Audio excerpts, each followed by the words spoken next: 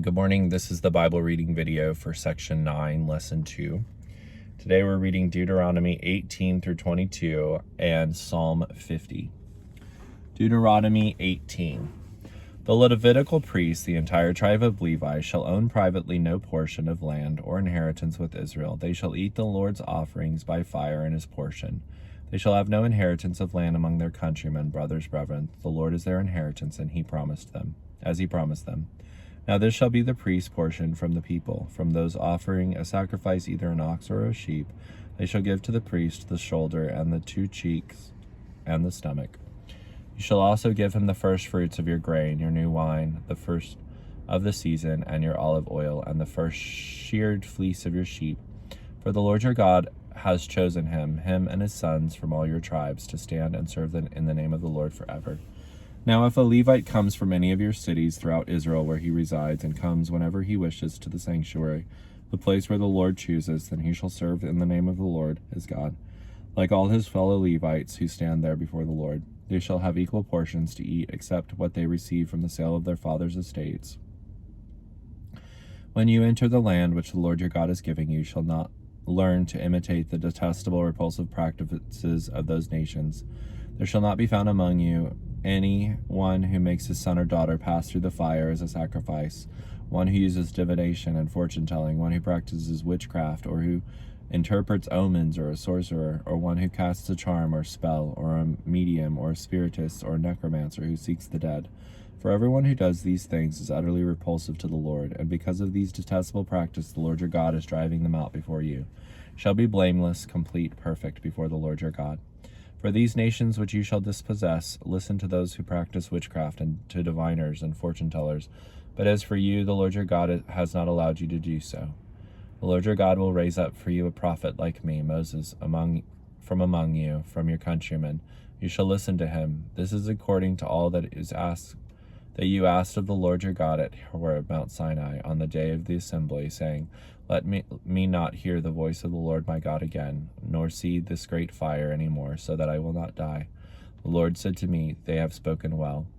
I will raise up a prophet from among their countrymen like you, and I will put my words in his mouth, and he shall speak to them all that I command him.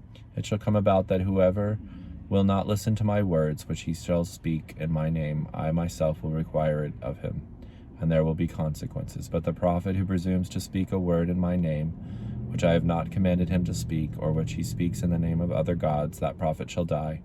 If you say in your heart, How will we know and recognize the word which the Lord has not spoken? When a prophet speaks in the name of the Lord, and the thing does not happen or come true, that is the thing which the Lord has not spoken. The prophet has spoken it presumptuously. You shall not be afraid of him. Deuteronomy 19. When the Lord your God destroys the nations whose land he is giving you, and you dispossess them and live in their cities and in their houses, you shall designate 3 cities for yourself in the central area of the land which the Lord your God is giving you to possess, and you shall prepare and maintain for yourself the roads to these cities, and divide the territory of your land into 3 parts, so that anyone who kills another unintentionally may escape there for asylum. Now this is the case of the offender, manslayer, who may escape there and live, protected from vengeance, when he kills his neighbor unintentionally, not having hated him previously. As for example, when a man goes into the forest with his neighbor to cut wood, and his hand swings the axe to cut down the tree, but the iron head slips off the wooden handle and hits his companion, and he dies, the offender may escape to one of the cities and live. Otherwise, the avenger of blood might pursue the offender in the heat of anger and overtake him, because it is a long way, and take his life, even though he did not deserve to die, since he did not hate his neighbor beforehand.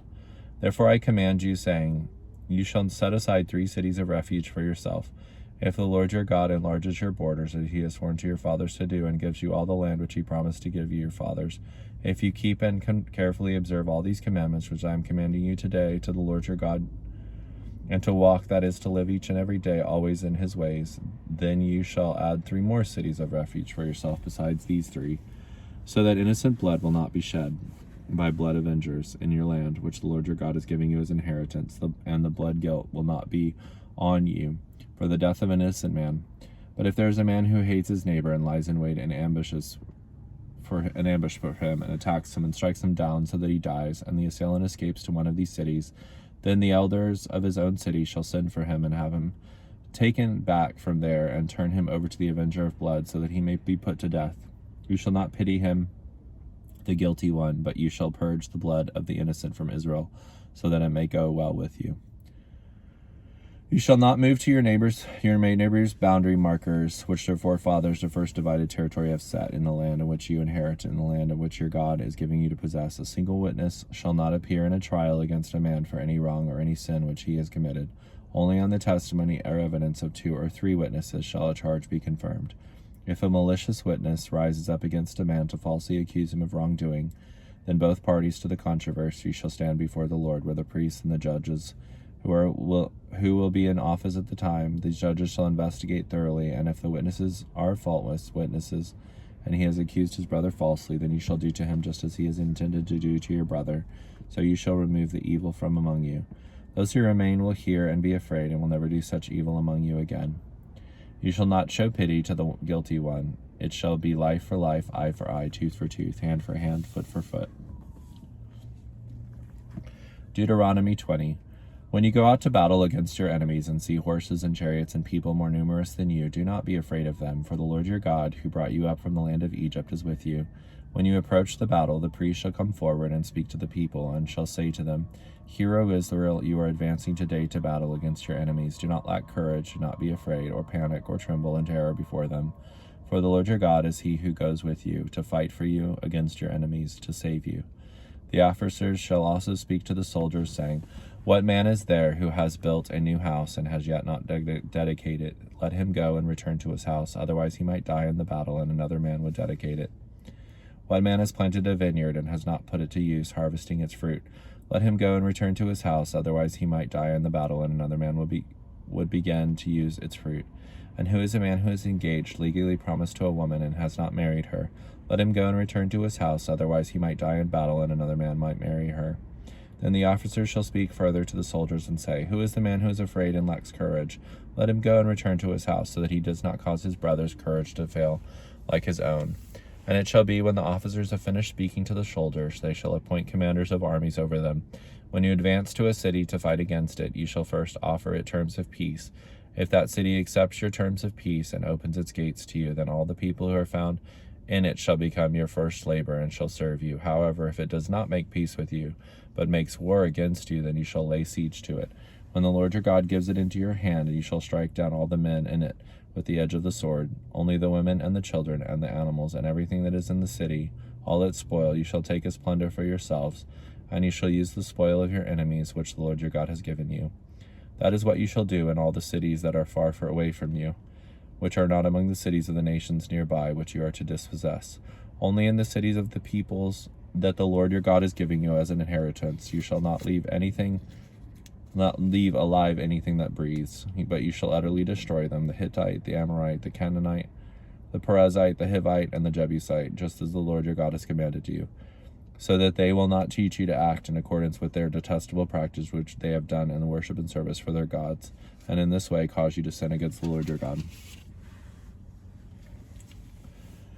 When you besiege a city for a long time, making war against it in order to capture it, you shall not destroy its fruit-bearing trees by swinging an axe against them, for you may eat from them, and you shall not cut them down, for it is a tree of a field of man.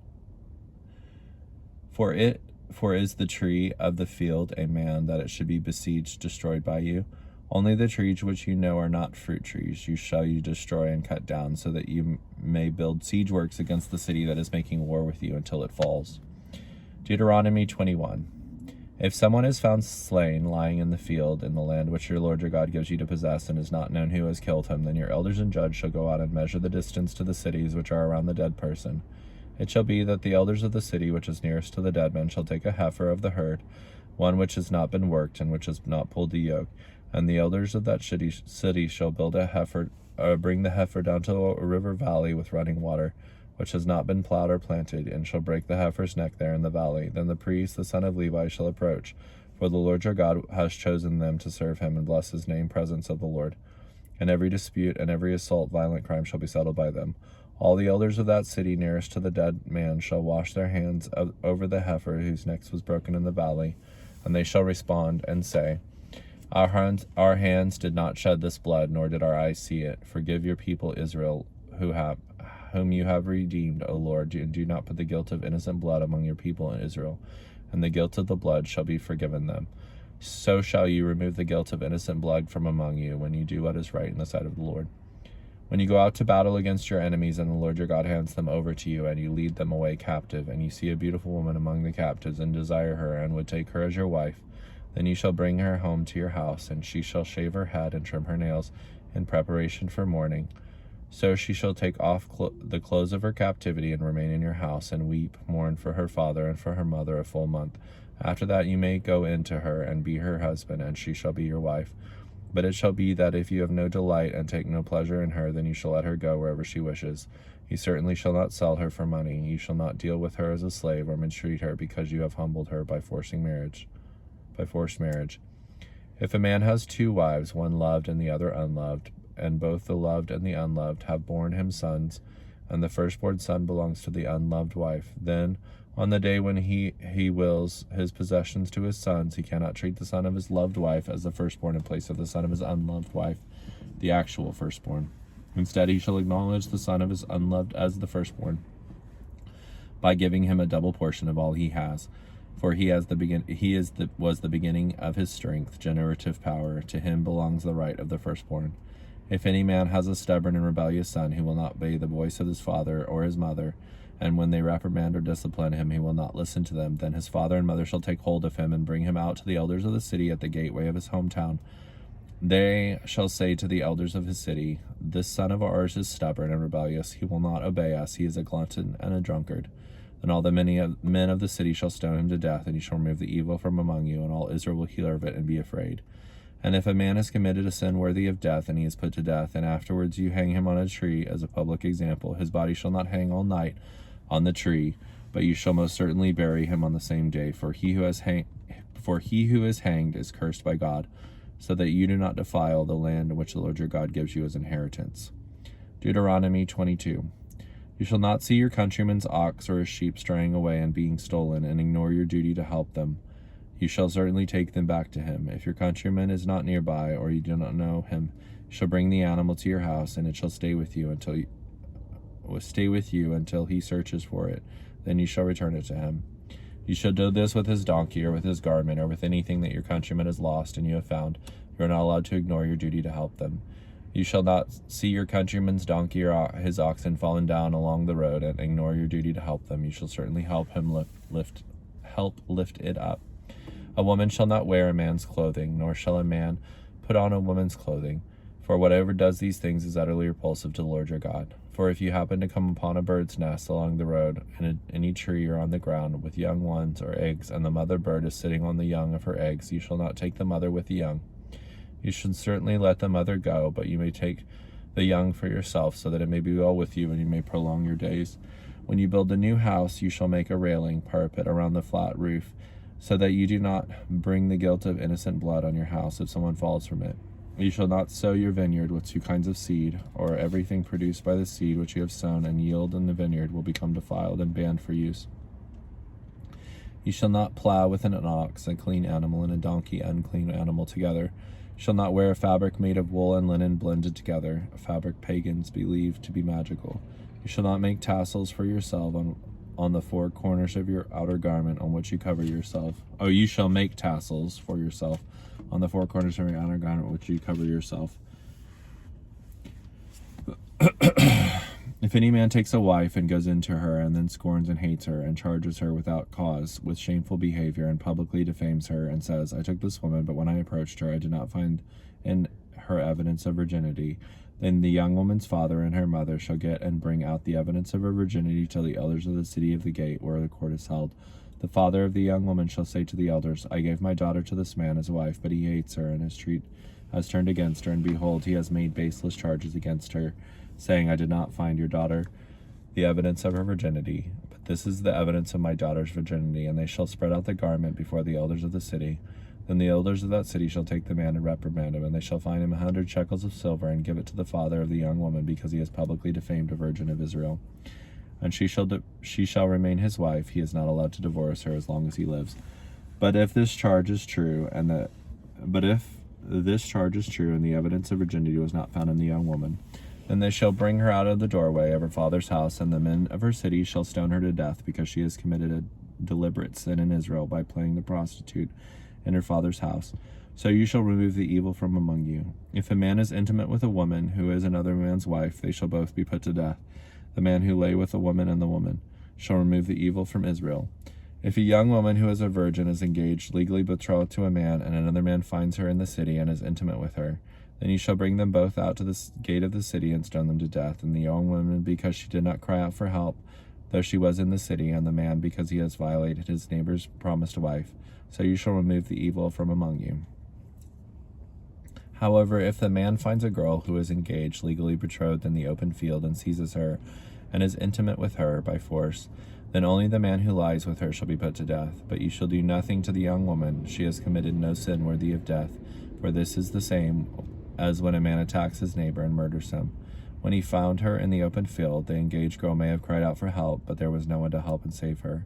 If a man finds a girl who is a virgin, who is not engaged, and seizes her, and is intimate with her, and they are discovered, then the man who is intimate with her shall give 50 shekels of silver to the girl's father, and she shall become his wife, because he has violated her. He can never divorce her.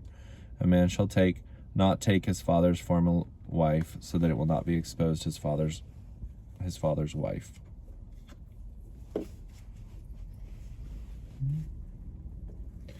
Psalm 50.